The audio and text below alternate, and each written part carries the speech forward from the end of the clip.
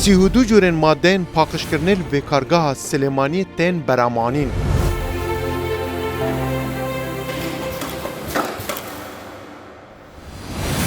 Digel taqîgehên Eurofensa Fransî brandê xwe fêrîz dirûst dike.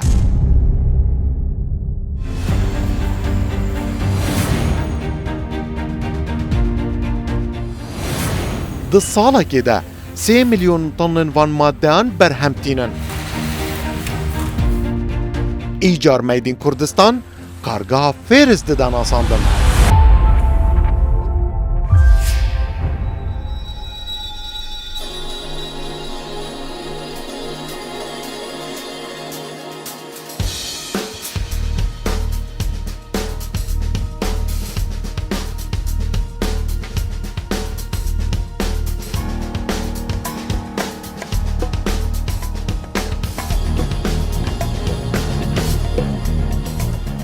Ev kargehe dê destpêka sala 2023 de lê serroberê 4000 metrên dûca hat avakirin.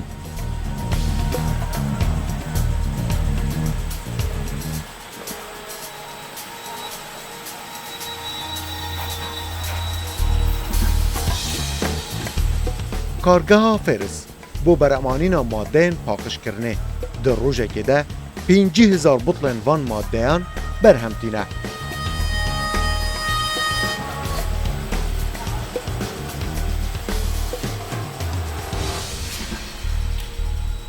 بینر رودا و بینر برنامه میدین کردستان صنعتکار و پیشسازن هجا افدما و باش بیتن از دلر تلیمه ده برنامه کانویا میدین کردستان لکردستان هاتیا آواکرن و درست کرن الگل هواین هجامه ایجار امل باجار سلیمانیین نافچه پیشسازی یا اربد هفته گنجن اربد و باجار سلیمانی وان همو هنن برامانی ندنا و کارگه ده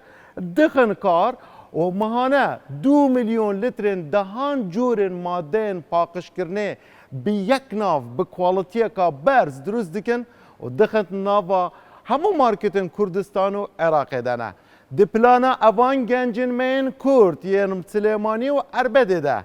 دخوازم براند خواه فرس مادین خواه دناوا مارکتن روشالاتا ناوین اوروپا باشور و باکور افریقیا اجده الوی دریجی بفروشن افجال گلمه بن اما نوترین کارگاه مادین پاقشکرنی و یک جماسترین کارگان لباجار سلیمانی ده برنامه ایجار یا میدین کردستان نشانی ها بودیم.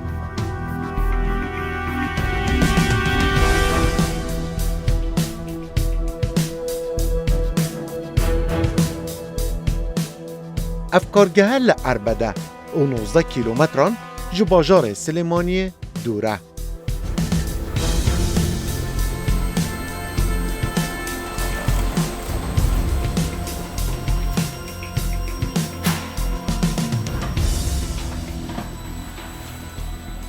کارگەکەمان کارگەی فێرس 23 ئایتمی جیاواز لە ڕنگ و بۆن و قەبارە بە باشترین کوالیتی بەرهەمهێنێت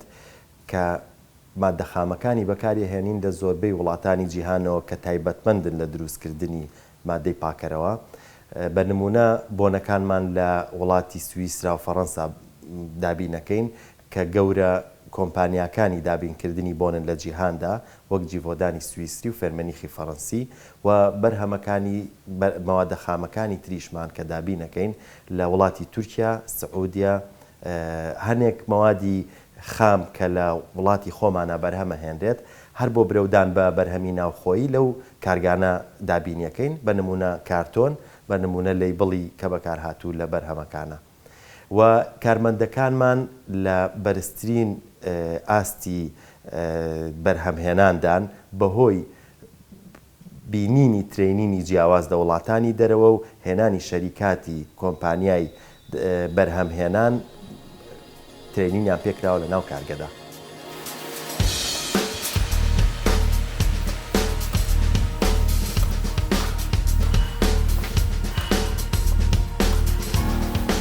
کارگه خودی براندکیه و 7 جورن برهمان لخود گره.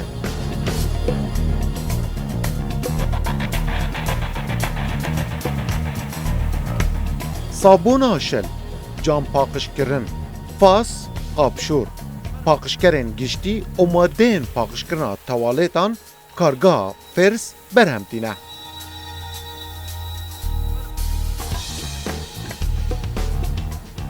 شش هلن برمانینه 23 جورن مادین پاقشکرنه دروست دیکن. هر یک جوان هلا دی یک دم جمرده 3500 لیتران جوان مادهان برهمتینه.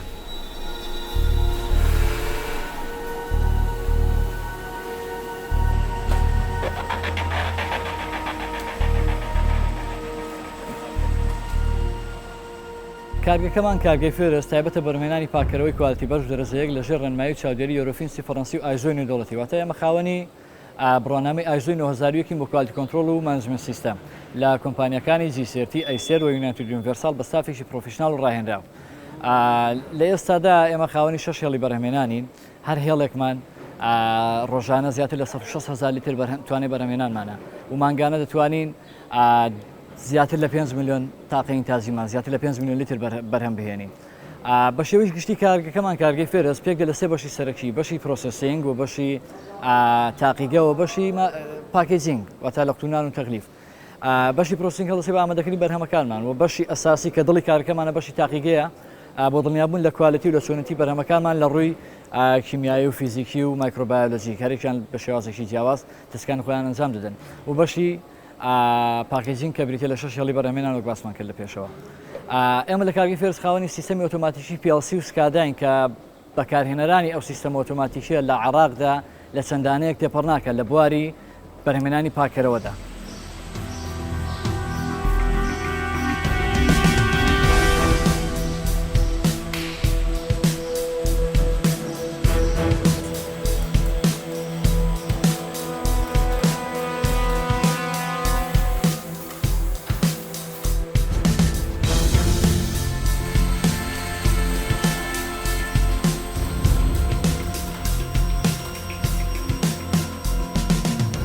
بینن برنامه میدین کردستان کار کردن لسر هلن برامانین دنوا کارگن پاکش کردن ده هنه که آسان کاری اجوارا درکت نه برای ابکارینان تکنولوژی و آمین اوهاین روبوتیک بشه انتکی دبین آماده کردی بوی پروداکتی بخن دسری هله ده از اینها با بحث بکم کچا چه بعد چند ریگه که آسانه تمام دمیده هنه که زحمتیشه دیتا بشه فیلینگه آنکو یه پرکرنه مثلا هر هله که وکه هندی بینن سی کابینه هنه کابینه یکم فیلینگه کوش 8 نوزل حتی 6 نوزل پکتتن آنکو دکاره 6 دبا 8 دبا هفت را پر بکرد دو داده تدفن در کارمنده کاپن دستنیشانگیری تایبەت پی پروداکتی آنکو پی برهمی و لسر ددانن دو داده تفی آمیره پریا هیزی و پستانه کپی به بطلی و آنکو به دبی و گیره داده و که هنده بینن دیسان ویداره کارمندک چک دیگه و پاش ریده بچه بشه لیبلینگه دو برنامه میدین کردستان دا آمیرن لیبلینگه مگلک نشانی ویدن هر یک بشه وازکیه بله الویداره آمیر خواه یه تایبەت هیا و لهر دو آلیا لای راست و یه چپه لیبل لیده و او ماده اوین هاتین بکار آنین لسر تدا بو بکار هنری دستشان که بله یادوی کارگاه دا گله که گرنگ و تایبەت زمان ما کردی شیرین لسر همو پروداکتن وان هاتینه نویساندن جبلی زمان عربی و همجی یه انگلیزی اوها دناوا اوی کارگاه دا کارتی تگرم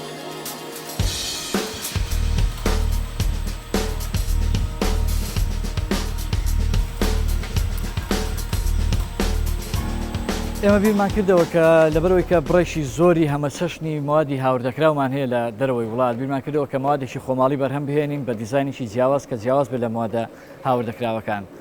هەستین دیزایانی بتڵەکانمان دیزایانی لۆگۆیەکانمان دیزایانی لیبڵەکانمان کە بە کوردی لێمان نووسیەوە بە شێوازێکی جوان و کارگەکەشمان کارگەی فێرس وشەی فێرس وشەیەکی کوردیەوە لای هەمبانە بۆرینەشدا باس کراوە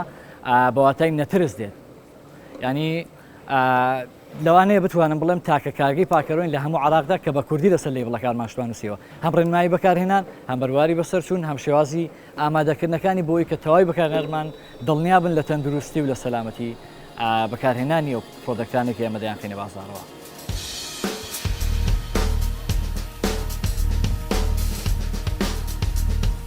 ماهانه کارگاه فێرس 2 ملیۆن لترên hemû madeyên paqişkirinê dروست dike.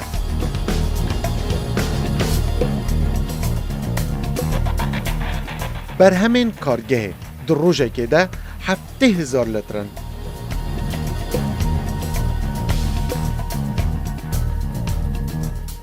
ئێمە وەکو بەشی ئامادەکردن لە تواناماندا ڕۆژانە 168,000 لیتر پاکەرەوە بەرهەم بهێنین کە ئەو بەرهەمێنانە ئەو ئامادەکردنش لە ڕێگەی مەوادە سەرەتایەکانمان نەبێت کە لە تانکی ستانلستیلی ئامادەکراوە بۆمان دابین کراوە لێو هەڵەسین بە گواستنەوەی بۆ ناو میکسەرەکانمان کە 3 میکسەری سەرەکیمان هەیە ئەو 3 میکسەرش کە هەمان بامان شێوە ستانلستیلن و قەبارەکەیان 15 تۆنە لە میکسەرە هەڵەسین بە تێکەڵکردنی مەوادەکان بەپێی پرۆسیجەری تایبەت بە کارگەکەمان لە ژێر ڕێنمایەکانی کارگەی خۆمانە. پاشان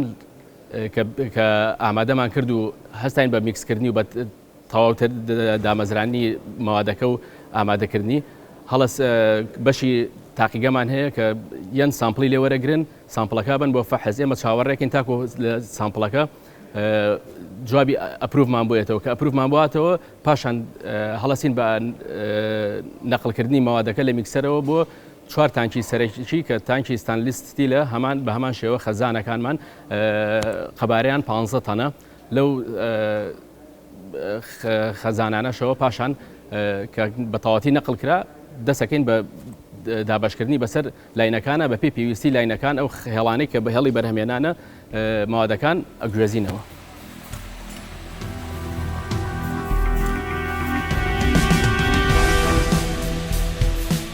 هەفتەی کەچ و کوڕên عەربەد و سلێمانیە divê kargehê de kar dikin.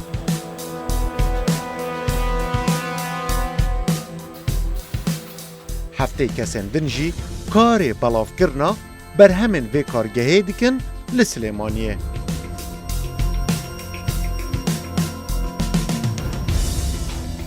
کارمەندەکانمان بەرزترین ئاستی بەرهەمێنانیان هەیە بەهۆی ترینینی بەردەوام لە وڵاتانی دەرەوە و بەهۆی ترینینی بەردەوام لە ناو کارگەدا توانیویانە باشترین کوالیتی بکەنە بەردەم هاوڵاتیان. من ناو محەممەدە تەمەنم 22 ساڵە خەڵکی شارە زورم سەر بە هەڵەبجەی تازە لێرە ئیشکردنی من لەسەر لاینە و پاکێجینگەکەم دڵخۆشم بەوەی کە کارگەکەمان کە کارگەی بەرهەمێنانی پاکەرەوەکانە بەرهەمێکی زۆر باش ئەخاتە بازارەوە. من ناوم دیاری محەممەد سێنە تەمەنم 25 ساڵە لە شارۆچکەی عەربەد دانیشم ماوەی کەمتر لە ساڵێکە لە کارگەی فێرز دەست بەکار بووم سەرەتا هاتمام کارگەیە هیچ ئەزمونێکم نەبوو بەڵام دواتر لەگەڵ هاوڕەکانمدا ئەزمونە پیا کرد و ئێستا لە سەر هێڵی بەرهێنان دەست بەکارین ڕۆژانە داوا لە گەنجەکانەکەم بێنە ناو کارگەکان و دەست بەکارکەن کارگەکانی ژەولە قورس نییە کە بیران لێ کردو.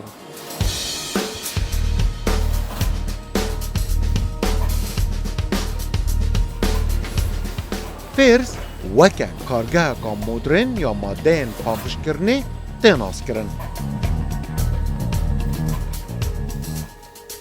کاک دلێر ئێرە بەشی بەرهەمهێنانە لە بەشی بەرهەمهێنانە 6 هێڵی بەرهەمهێنانمان هەیە ئەو 6 هێڵی بەرهەمهێنانە لە توانایاندا 7 جۆر پاکەرەوە بەرهەم بهێنن ئەو 7 جۆر پاکەرەوەیش دابەش دەبێت بەسەر 23 ئایتمە ئەو 23 ئایتمە قەبارەیان جیاوازە. باشە هین وان جوورە وان 23 ئایتما هین هەمووان هەڤڕە چێتکەم پێیوە چێتکەم نەخێر ئێمە لەسەر خواستی بازار بە پێی خواستی بازار و بە پێی پلانی کارگەمان داواکاریمان بۆیەت و ئێمە دەستەکەین بە بەرهەمهێنانی ئەو داواکاری کە بازار زیاتر داواکاری لەسەرەوە ئەو بەرهەمە باشەکە گەورەس زیاتر خەڵکی کوردستانی مارکتن کوردستانی چت خوازن ji بەرهەمێتەوە زیاتر کاک دلێر هەموو بەرهەمەکان لەم ڕۆژات داواکاریان لەسرە بەڵام ئەوەی کە بڵێ تۆزێ زیاتر بێت مەسەلەن ئەوەی کە تۆزێ زیاتر بێ ئێمە بەپێی پۆلێنی خۆمان کە پۆلێنیمان کردووە زیاتر پاکەرەوەی قاپشۆر ئەوە بڵێ لە دەرەجەیەکە قاپشۆر دوای ئەوە پاشان دێتە سەر دەستشۆر کە دکەمە ئەو ئەوانی کە بەرهەمێنین بەڵ ئەم بەرهەمە بەرهەمی دەستشۆرەکانمانە کە بە بۆنی جیاواز و بە ڕەنگی جیاواز نا بەس بوون و ڕنگ تێنە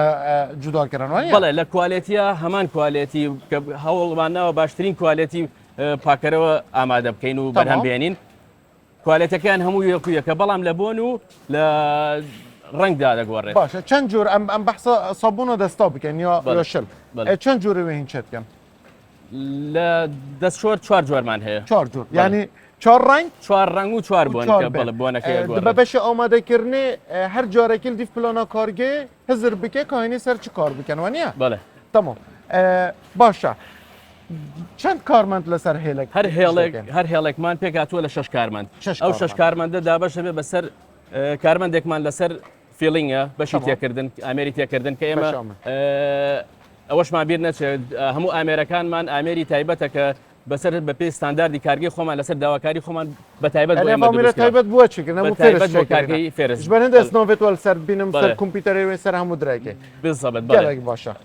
بە تایبەت بۆ خۆمان ئامادەکراوە لەسەر بۆ نمونە فیلینگ کارمەندێک ئیشەکات لەسەر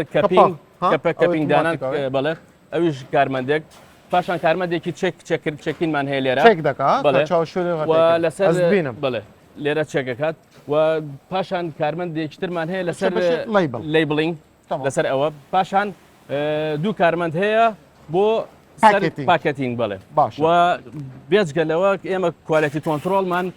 بەدایمی ستافی کوالەتی کۆنتترۆل بەسەر لاینەکان ئاگەڕێن بۆ چێکردنی کۆڵەتی و سەری دەبە هەموو ئێمە لە لای خۆمان زۆر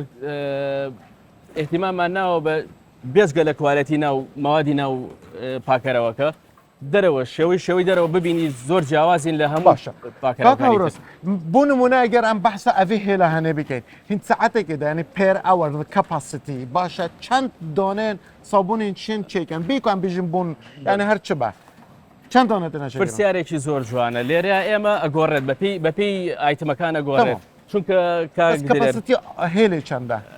کەپاسیتی هێڵ چەندە چێکێت سەعاتێکێدا لە سەعاتێکە ئەو پێ دەڵێم بەێ ئەمە کە نیو لیترە لەمە ئەتوانین لە سەعاتێکە 1000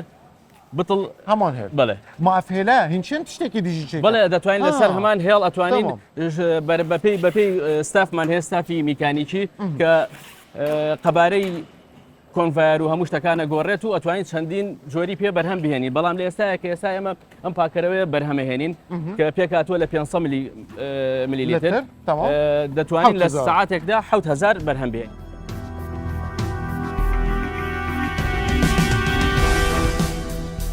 بۆ یەکەم جار کارگەهەکە کوردستانی کار دیگەل لە تاقیگەها یۆروفێنس کار دکە.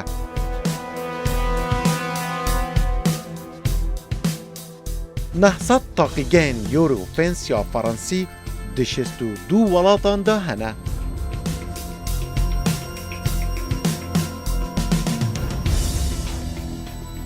ئێمە وەکو بەشی تاقیگە و کوالەتی کۆنتترۆل لە کارگەکەمان کارگەی فێست چەند بەشێکمان هەیە لە تاقیگەکەماندا ئەوانی بەشی کیمیایی بەشی فیزیکی بەشی مایکرۆبایۆلۆژی بەشی کیمیایی لە تاقیگەکەماندا چەند تستێکمان هەیە ئەوانیش تستی pH و ئەکتیڤ و کلاود پوینت و ویسکۆستی جگەلەوەش ئەو ئاوەی کە بوو بەرهەمەکانمان بۆ گرتنەوەی موادەکانمان بەکاری دێنین ئەوانیش چەند تستێکیان بۆ دەکەین وەکو تستی تۆتەڵ هایدرۆنیست و کلۆرین و pH و چەند تستێکی تر و جگەلەوەش ئەو موادە خامانی کە دێن بۆ کارگەکەمان ئەوانی کۆمەڵە تستێکیان بۆ دەکەین بەمبەستی کوالێتی کۆنتترۆل و گونجاوی مادە خامەکانمان بەشی فیزیکیشمان هەیە ئەویش لە سەر لاینەکان نەکرێت لەسەر خەدەکەمان دەکرێت ئەوانیش وەکو سەلامەتی باتڵەکان و ڕێکی لەیبڵ و دڵنیای لە جۆری کاپینگ و کارتۆن و هەروەها بەرواری دەرچوون و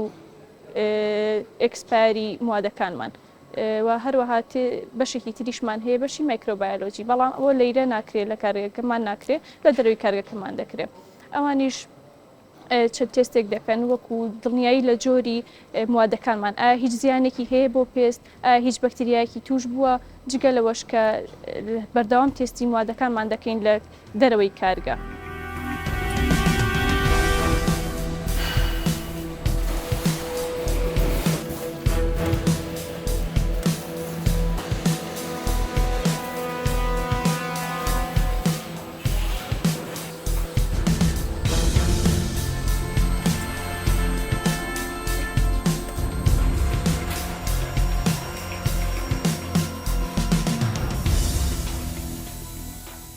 پاش بڵاوکردنەوەی بەرهەمەکانمان لە گشت شارەکانی هەرێمی کوردستان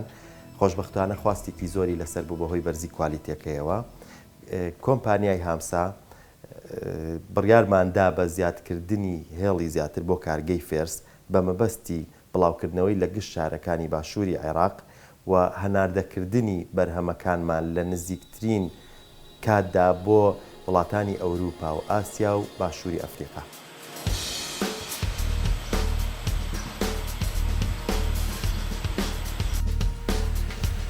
gelek kargehên madeyên paqişkirinê li Kurdistanê hene, lê kêm jwane bi awayekî ewha modern kar dikin. Ev jî